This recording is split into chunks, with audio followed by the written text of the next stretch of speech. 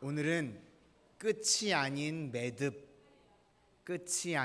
매듭이라는 제목으로 하나님의 말씀을 증거하도록 하겠습니다. 드디어 창세기 50장입니다. 거의 저희가 1년 3, 4개월 되도록 이제 창세기의 마지막이 왔습니다. 우리가 현재라는 말을 쓰는데요, 사실 이 현재라는 말은요 존재하지 않습니다. 왜냐하면 개념이기 때문에 그렇습니다. 현재라는 건 점이죠. 그래서 지금 현재 그러면 1초, 2초, 3초 이렇게 흘러갑니다. 그래서 현재라는 것은 사실 존재하는 것이 아니라 개념 속으로만 있는 것입니다. 현재는요 두 가지 중에 하나입니다. 하나는 과거를 향하고 있든지 아니면 미래를 향해서 바라보고 있든지. 그래서 현재라는 개념보다는요 어디를 향하고 있느냐, 이것이 더 중요하다고 생각이 되어집니다. 그런 의미에서 과거를 자꾸 쳐다보게 하는 것은요 마귀가 주는 마음입니다. 묶여있는 인생을 살게 하는 것입니다. 그런데 미래를 쳐다보게 되면 다름질하는 인생을 살 수 있다는 것입니다. 이제 창세기의 끝입니다. 그런데 이것을요 끝이라고 표현을 하기보다는 매듭이라는 표현이 맞다고 생각이 듭니다. 끝이라 그러면 더 이상 없는 거죠. 그런데 매듭은요 과거를 묶어놓고 미래를 향해서 다름질하는 것, 그것이 매듭이라고 이야기할 수 있습니다. 그래서 성도의 삶은요 두 가지입니다. 매듭을 짓고 미래를 향해서는 향함입니다. 향함을 가지고 달려가는 모습, 그것이 바로 성도의 모습이라는 것입니다. 오늘 1절부터 14절까지는 이제 과거를 묶어놓는 매듭에 관한 이야기가 나오고 15절부터 마지막 절까지는 표대를 향해서 다름질하는 인생을 묘사하고 있습니다.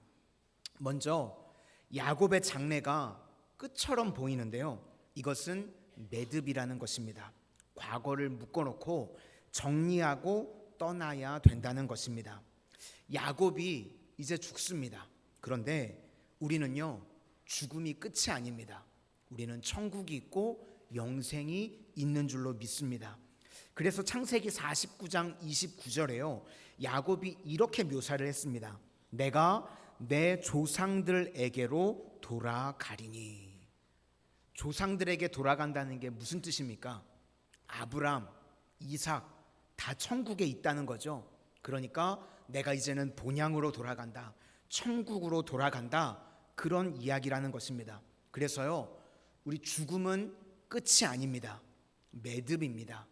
이 땅에서의 삶을 매듭짓고 천국을 향해서 새롭게 출발하는 것, 그것이 바로 죽음이라는 것입니다. 나그네와 난민의 차이가 무엇이죠? 돌아갈 곳이 있는지 없는지, 그 차이입니다. 나그네의 특징은요 돌아갈 곳이 있습니다. 그러니까 자기가 갈 곳이 있기 때문에요 절대로 방황하지 않습니다. 반면에 난민은요 갈 곳이 없습니다. 우리는 난민이 아니고 돌아갈 곳이 반드시 있는 줄로 믿습니다. 우리 성도님들 그거 잊지 마시기를 바랍니다. 돌아갈 곳이 있다고 생각을 하게 되면요 불안도 없고 두려움도 없습니다. 이 땅의 죽음이라는 것이요 그런 것입니다. 잠께서 세상이면 예배드리러 나오시면 되고요, 잠께서 예수님이 웃고 계시면 그게 천국입니다. 그것이 성도의 삶이라는 것입니다. 저는 이제 목회를 하다 보니까 성도님들의 삶을 이렇게 바라보게 되죠. 그러면 인생 최대의 문제는요 사는 게 아닙니다. 죽는 것입니다. 어떻게 죽느냐. 죽고 난 다음에 지옥에 가면요 그건 정말 안 되겠죠. 끝나는 인생입니다. 그래서 인생에서 제일 중요한 건 사는 게 아니라 어떻게 죽는가.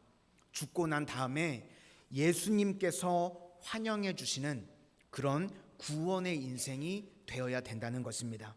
우리 모든 성도님들 죽음 이후에 예수님께서 환영해 주시는 그런 복된 인생들이 되실 수 있기를 바랍니다. 그렇게 예수님과 함께하는 죽음이요 영생이 있는 죽음이고 천국이 있는 죽음이라는 것입니다. 요셉은요, 매듭을 잘 지었던 것 같습니다.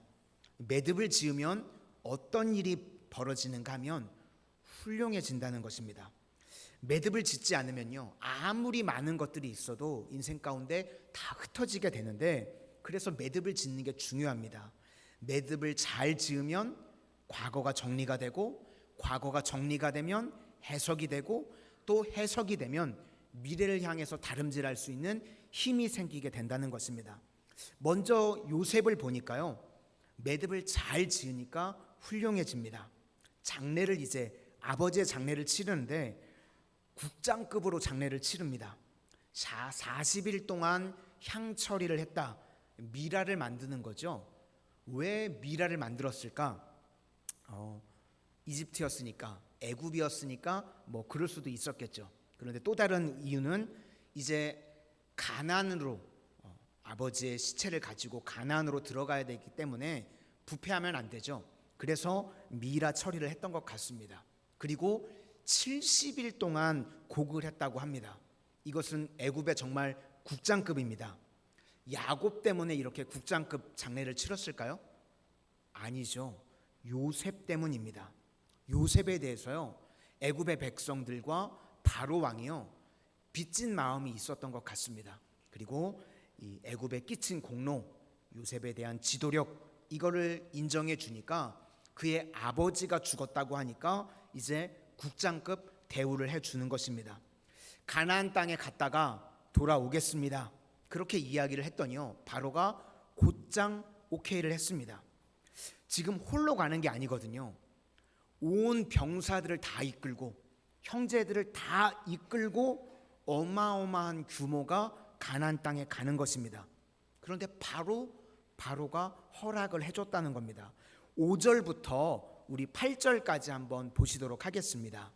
5절부터 8절까지입니다. 시작. 우리 아버지가 나로 맹세하게 하여 이르되 내가 죽거든 가나안 땅에 내가 파놓은 묘실에 나를 장사하라 하였나니 나로 올라가서 아버지를 장사하게 하소서. 내가 다시 오리이다 하라 하였더니 바로가 이르되 그가 내게 시킨 맹세대로 올라가서 내 아버지를 장사하라. 요셉이 자기 아버지를 장사하러 올라가니 바로의 모든 신하와 바로궁의 원로들과 애굽 땅의 모든 원로와 요셉의 온 집과 그의 형제들과 그의 아버지의 집이 그와 함께 올라가고 그들의 어린 아이들과 양떼와 소떼만 고센 땅에 남겼으며.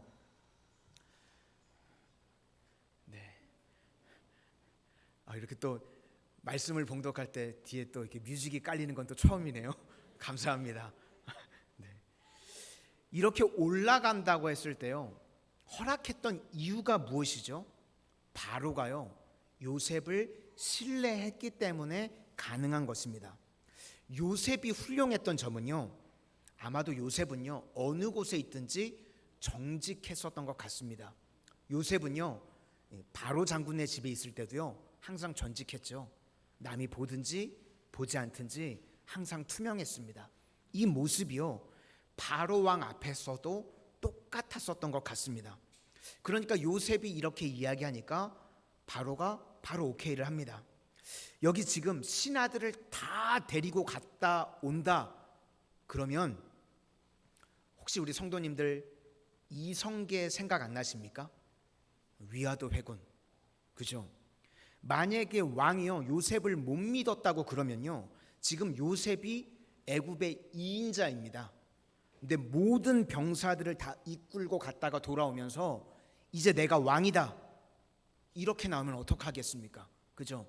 이성계처럼 이 요셉이 될 수도 있는 상황이죠. 네. 그런데요 그런 생각을 안 했다는 겁니다.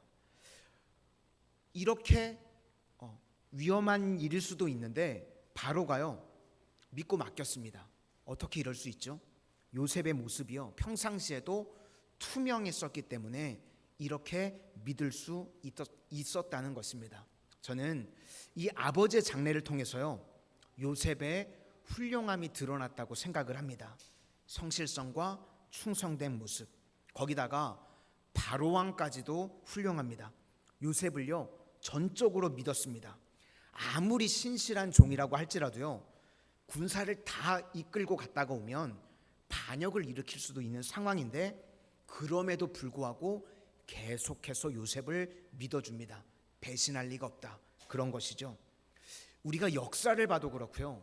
성경을 봐도 그렇고 우리 성도님들 절대로 배신은 하지 마시기를 바랍니다. 이 배신을 해가지고요 성공을 한 케이스가 없습니다. 혹시 우리 성도님들 삶 가운데 인생에 배신할 기회가 오시더라도 절대로 배신은 하지 마시기를 바랍니다. 순간의 유익 때문에 배신을 할 수 있죠. 그러면 그 사람은요 배신으로 성공 못합니다. 그런 케이스가요 역사적으로 성경적으로요 단 한 케이스도 없습니다. 미래가 없는 겁니다. 그리고 배신한 사람과는 엮이지도 마시기를 바랍니다. 요셉이 믿음직했다.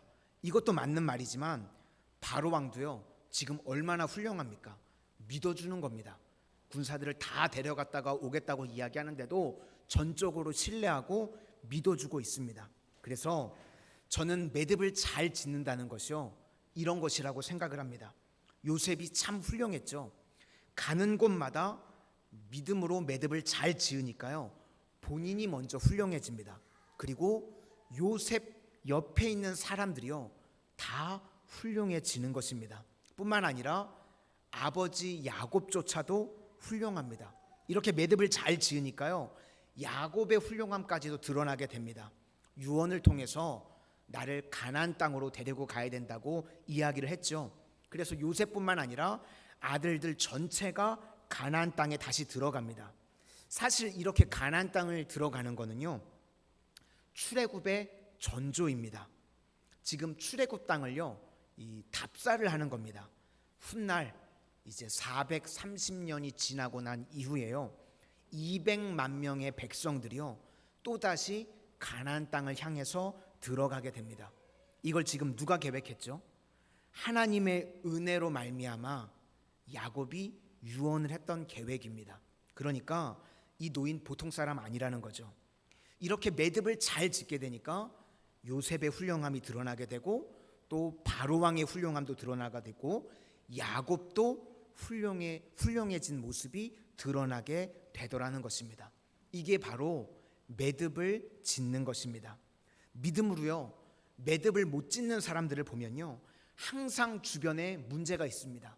이 사람도 문제고 저 사람도 문제고 이런 일들이 벌어지게 된다는 것입니다. 그래서 우리 모두요 과거는 믿음으로 매듭을 잘 짓는 모습이 있어야 된다는 것입니다.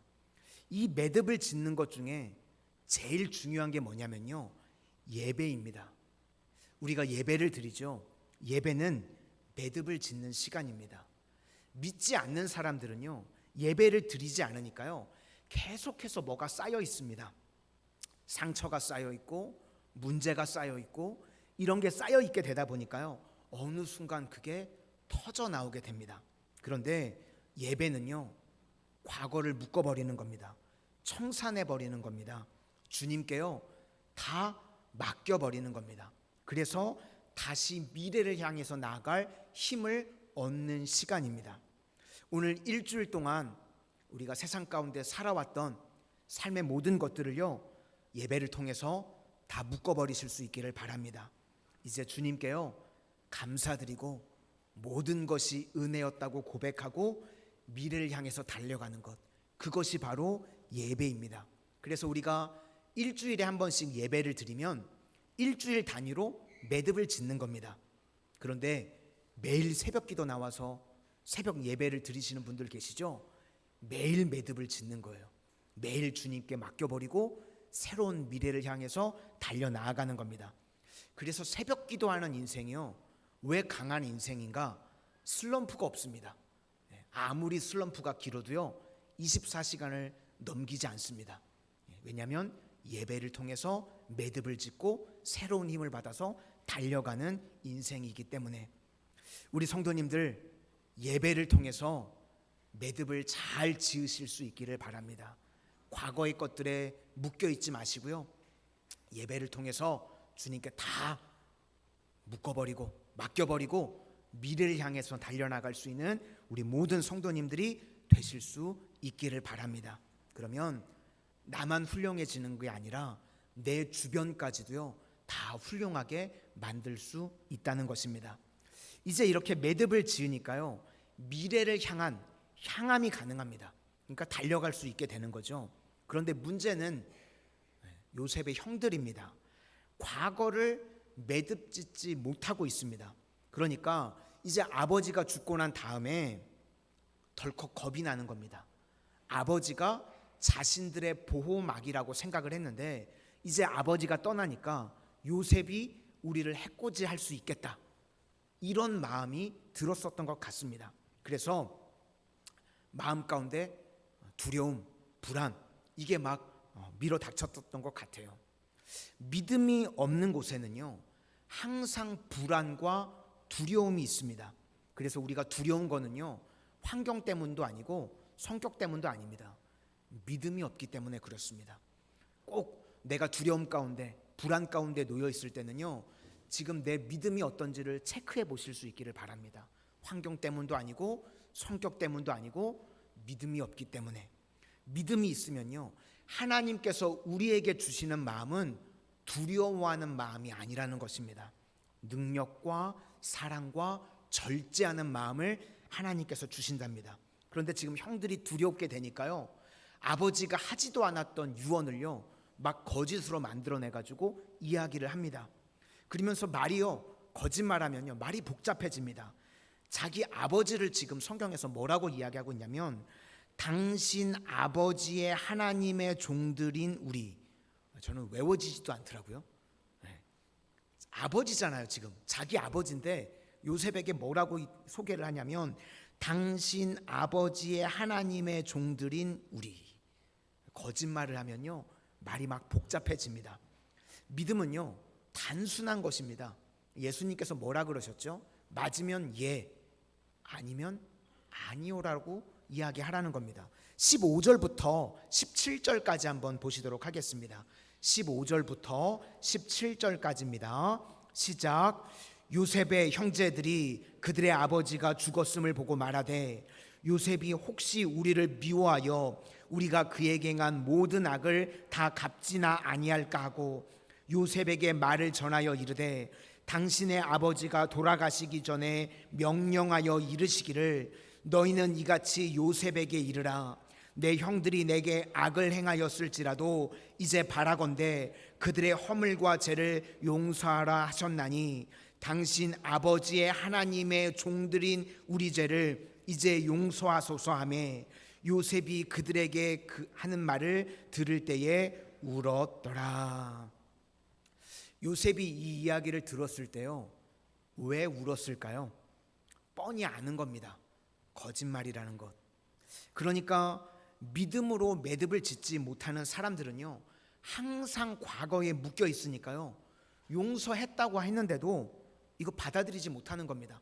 그러니까 계속해서 과거에 묶여서 살아가는 겁니다. 그러니까 항상 두렵고 항상 불안하고 항상 상처가 있고, 이런 사람들의 특징은요 했던 이야기 또 하고 했던 이야기 또 하고 이렇게 되는 겁니다.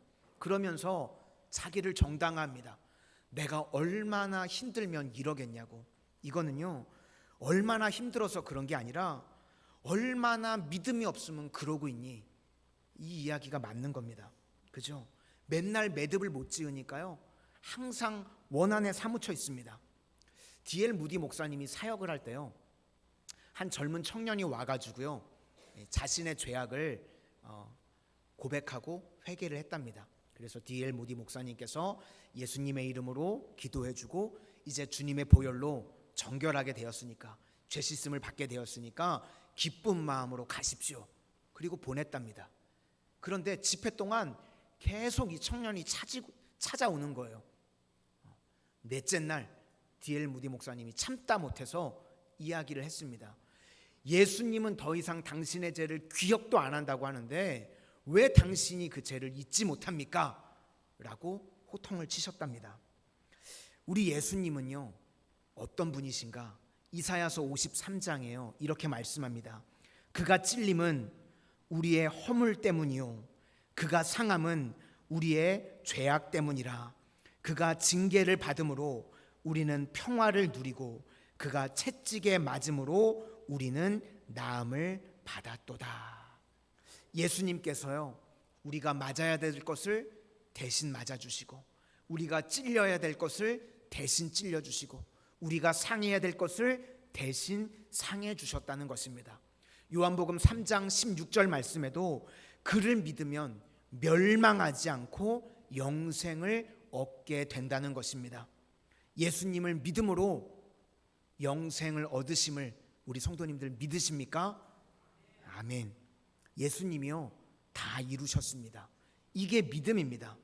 이 믿음이 자꾸 흔들리니까요, 과거 이야기하고 딴소리하고 이리 찾고 저리 찾고 헤매는 인생이 되게 된다는 것입니다. 우리가 생각이라고 하는 것은요 자아입니다. 그래서 우리는요 생각으로 사는 존재가 아니라 말씀으로 사는 존재가 돼야 됩니다. 말씀이 그렇다 그러면 그런 것입니다. 예수님께서요 무리를 걸으셨던 적이 있죠. 그때 제자들이 예수님께서 무리를 걸으시는 모습을 보고 놀래가지고 뭐라고 그랬냐면 유령이다, 뭐 그럴 수 있죠.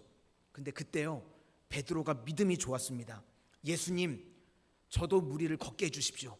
오라고 말씀해 주십시오. 그래서 베드로도요 무리를 걸었습니다. 근데 제 생각에는요 이 베드로가 무리를 걸었던 이유가 뭘까? 아마 정신이 없어서 걸었던 것 같습니다. 정신이 없으니까 무리를 걸었던 것 같아요. 정신이 드니까요 자기가 무리를 걷고 있는 게 보여요. 정신이 드니까 막 풍랑이 지금 몰아치는 모습이 보입니다. 그러니까 그때부터 물속에 빠지게 됐죠. 그러니까 우리가 신앙생활을 어떻게 해야 되는가? 정신없이 해야 됩니다. 신앙생활 하실 때요 정신없이 하셔야 돼요. 이게 무슨 말인가 하면 맹신하라는 이야기가 아니라요, 평상시에 우리가 예수님을 믿을 만한 분으로 믿으셨죠. 예수님을 동행할 만한 분이셨죠. 그렇죠? 그렇게 되면 그 이후에는요 더 이상 생각하는 게 아니라 이제는 말씀 붙들고 그냥 가는 것입니다. 우리가 해야 될 일이 두 개라 그랬죠. 할 수 있는 것은 순종, 할 수 없는 것은 신뢰. 맞습니다. 그것이 신앙생활입니다. 그런데요 자꾸만요 맨날 뭐 생각 좀 더 해보겠다는 분들 계세요. 하루만 더 기도해보고 생각 좀 해보고요. 제가 목회를 하는 동안 그렇게 말씀하시는 분들 중에요 순종하시는 분을 거의 본 적이 없는 것 같아요. 그러니까 우리는요 생각이 아니라는 겁니다. 맹신하라는 이야기가 아니라 예수님이 믿음직한 분이라는 것을요 우리 성도님들 과거의 삶을 통해서요 관계를 맺으셔야 되는 거예요. 그리고 그 다음부터는 덮어놓고 이제 믿는 겁니다. 우리가 어렸을 때 자라날 때요 나를 키우는 양육해주는 어머니가 믿을 만한 분인가 아닌가 매일과 같이 검증하셨었나요? 그렇지 않죠. 내가 어렸을 때 울었더니 젖을 물려준 것 보고 이 아줌마가 신뢰할 만한 분이구나, 이게 믿어졌잖아요. 그렇죠? 그리고 그 다음부터는 믿으셨죠. 우리 결혼을 해서 아내도요 아내가 밥을 해주는데 혹시 여기다가 독약을 탄 것 아닌가 이런 생각하시면 사실 수 있나요? 그럼 못 살죠. 한번 믿었으면요 그 다음부터는 덮어놓고 가는 거죠. 예수님도 마찬가지입니다. 예수님이 나의 대속자가 되시고 구원자가 되신다, 이거 검증이 끝나셨죠? 그러면 이제요 덮어놓고 말씀 믿고 나아가는 모습이 있어야 된다는 것입니다. 우리는 생각이 아니라요 어찌 보면 내 정신이 없어야 됩니다. 우리는 예수님 정신 가지고 살아야 된다는 겁니다. 이것은 논리도 아니고 생각도 아니고요 이것은 신뢰의 영역입니다. 예수님께서 신약의 병자들을 고치실 때 보니까요 한편 손 마른 사람이 있었습니다. 그때 예수님이 뭐라고 말씀하시냐면 내 손을 내밀라. 그랬더니 그 손 마른 사람이 내밀어서 펴졌답니다. 이 이야기를요, 조금 생각이 돋는 사람이 생각을 해본다고 그러면 손이 펴지는 과정이 있으려면 어떻게 돼야 되죠? 신경이 죽었잖아요. 그러면 신경이 돌아와야 되고, 그리고 피도 돌아야 되잖아요. 그래야지 손이 펴지는 것 아닙니까? 그렇죠. 그런데 예수님이 이거 다 생략해버리고 내 손을 내밀라 그랬더니 그냥 내밀었더니 손이 펴졌다는 것입니다. 우리가 신앙생활할 때요, 이런 모습이 반드시 있어야 된다는 것입니다. 요셉이 이제요, 자신이 구원받았듯이 자기 형들에게도 구원이 임하도록 제사장의 역할을 합니다. 뭐라고 이야기를 하냐면, 두려워하지 마십시오. 제가 하나님을 대신하겠습니까? 이렇게 이야기를 합니다. 여기서 중요한 것이 두 가지인데요. 구원이라고 하는 것이 무엇인가? 먼저는 내가 두려워하지 않는 것입니다. 내가 두려워하지 않는 것, 이것이 첫 번째고요. 그 다음 두 번째는요, 남을 두렵게 하지 않도록 만드는 것, 이것이 바로 구원입니다. 하나님께서 우리에게 권력을 주시고 힘을 주시고 물질을 주시고, 그런데요, 세상에서 하는 사람들 보면요, 그거 가지고 뭐 하냐면 갑질합니다. 그렇죠. 그거는 구원이 아니라는 것입니다. 구원이 무엇인가? 내가 두렵지 않게 됐죠. 그러면 남도 두렵지 않게 만드는 것, 그것이 구원입니다. 오늘 요셉에게요, 얼마나 많은 능력이 임하게 됐습니까? 그러니까 본인만 이제 두려운 것이 아니라 형들까지도 두렵지 않게 만듭니다. 그것이 바로 구원입니다. 내가 하나님을 대신하겠습니까? 그런데 교만은요, 내가 하나님의 자리에 가가지고 하나님처럼 판단하고 하나님처럼 내가 징계한다고 그러고, 그러니까 구원이 없는 거죠. 그래서 구원이라고 하는 것은 두려워하지 않을 뿐만 아니라 동시에 남도 두렵지 않게 하는 것, 그것이 바로 믿음의 매듭이라는 것입니다. 그래서 형들로 하여금 구원이 무엇인지 요셉이 알려줍니다. 19절과 20절을 보시도록 하겠습니다. 19절과 20절입니다. 시작. 요셉이 그들에게 이르되 두려워하지 마소서, 내가 하나님을 대신하리이까. 당신들은 나를 해하려 하였으나 하나님은 그것을 선으로 바꾸사 오늘과 같이 많은 백성의 생명을 구원하게 하시려 하셨나니. 내가 하나님을 대신하지 않는 것입니다. 하나님께서 나에게 악을 선으로 갚아주셨던 것과 마찬가지로 형들도 건져주실 것입니다. 그 이야기를 요셉이 하고 있습니다. 내가 두렵지 않았죠? 그러면 내 주변도 두렵지 않도록 만드는 것입니다. 내가 예배자가 돼서 은혜를 받으셨죠? 그러면 그것으로 끝나는 게 아니라요, 내 주변도 예배자를 만드는 겁니다. 내가 기도해서요, 엄청난 응답을 받으셨죠? 그러면 나만 기도하고 끝나는 게 아니라요, 내 주변도요, 기도자로 만드는 것입니다. 사도 바울이요, 아그리빠 왕 앞에서 사도행전 26장 29절에 이렇게 이야기합니다. 이렇게 결박된 것 외에는 나와 같이 되기를 원하나이다. 당신도 나처럼 되기를 원합니다. 사도 바울의 능력은요, 가는 곳마다 다 자기같이 만드는 겁니다. 내가 좋은 거 그거 함께 하자는 겁니다. 함께 예배하고 함께 기도하고 함께 전도하자. 사도 바울은요, 언제나 함께였습니다. 요셉도요, 본인이 훌륭해졌죠. 거기서 끝나지 않습니다. 매듭 짓는 인생은요, 형들도 훌륭하게 만드는 것입니다. 우리가 앞에서 이미 살폈죠. 왜 요셉이 형들을 보자마자 자기가 요셉이라고 이야기할 수 있었는데 왜 숨겼었죠? 형들도 훌륭해질 기회를 만들어주기 위해서. 그런데 어떤 사람은 항상 자기는 옳은데요, 주변은 다 쓰레기인 분들 있죠.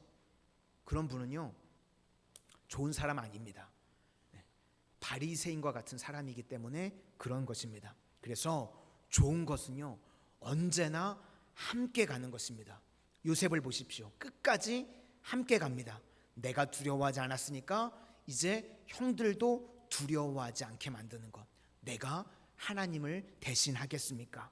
하나님은 악을 선으로 바꾸시는 분이고 우리를 구원해 주시는 분이십니다. 그것을 말하고 있다는 것입니다. 그래서 우리가 말씀 앞에 해야 되는 일이 두 가지라고 그랬죠. 할 수 있는 것은 순종. 그래서 자기가 할 수 있는 것, 지금 책임지는 일을 요셉이 할 수 있죠. 그래서 뭐라고 말하냐면 당신들의 자녀를 내가 책임지겠습니다. 그렇게 이야기를 합니다.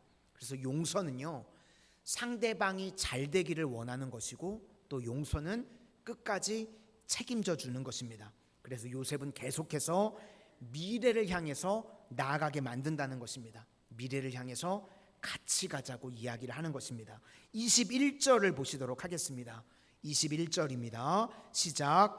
당신들은 두려워하지 마소서. 내가 당신들과 당신들의 자녀를 기르리이다 하고 그들을 간곡한 말로 위로하였더라. 이렇게 일에 맞는 능력을 구하니까요, 하나님께서 요셉의 삶 가운데서 계속해서 은혜를 부어주십니다. 우리도 이런 인생을 살아야 된다는 것입니다. 우리가 드라마를 보면요, 멜로 드라마가 있고요, 대하 드라마가 있습니다. 그렇죠? 이 멜로는요, 보통 짜잘한 이야기들, 한 남자 한 여자가 나와가지고요, 지지고 볶고 밀당하고 뭐 이런 이야기가 보통 멜로죠. 근데 신앙은요, 멜로가 아닙니다. 대하 드라마처럼 하셔야 돼요.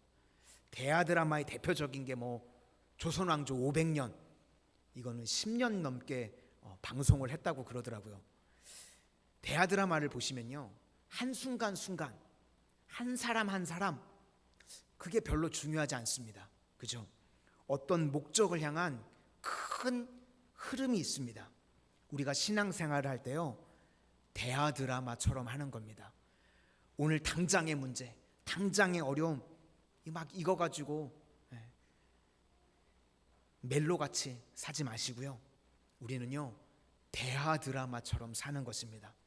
하나님의 크신 역사, 그거 보여주시면 푯대를 향해서 달려가는 인생, 그 인생이요 가장 영광스러운 인생이 될 수 있다는 것입니다.